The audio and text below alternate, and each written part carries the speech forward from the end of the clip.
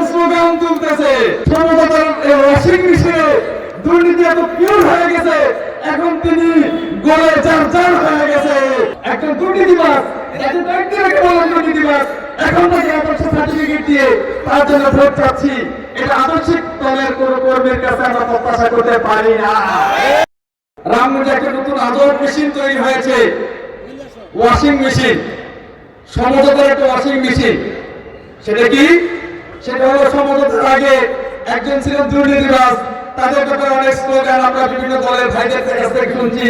এত জায়গায় দুর্নীতি করছে, এই জায়গায় দুর্নীতি করছে, ফেসবুকে লিখছে, লাইভ করছে।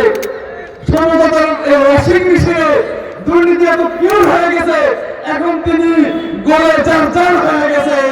তার জন্য এখন স্লোগান তুলতেছে একজন আদর্শিক দলের কর্মীর জন্য। একজন দুর্নীতিবাজ, যাকে ব্যক্তিকে বলেন দুর্নীতিবাজ, এখন তাকে আদর্শ সার্টিফিকেট দিয়ে তার জন্য ভোট চাচ্ছি। এটা আদর্শিক দলের কোন কর্মীর কাছে আমরা প্রত্যাশা করতে পারি না।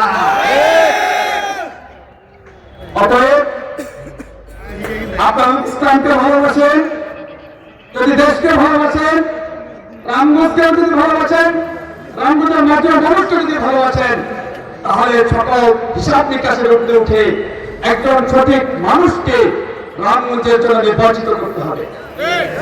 আমরা বিশ্বাস করি একজন জনপ্রতিনিধিত্বের জন্য, জনপ্রতিনিধি হওয়ার জন্য সততার গুণ দরকার, মানুষের প্রতি তার দায়বদ্ধতা দরকার, সমাজের প্রতি তার দায়বদ্ধতা দরকার, তার অভিজ্ঞতা দরকার, তার নেতৃত্বের বরিষ্ঠতা দরকার।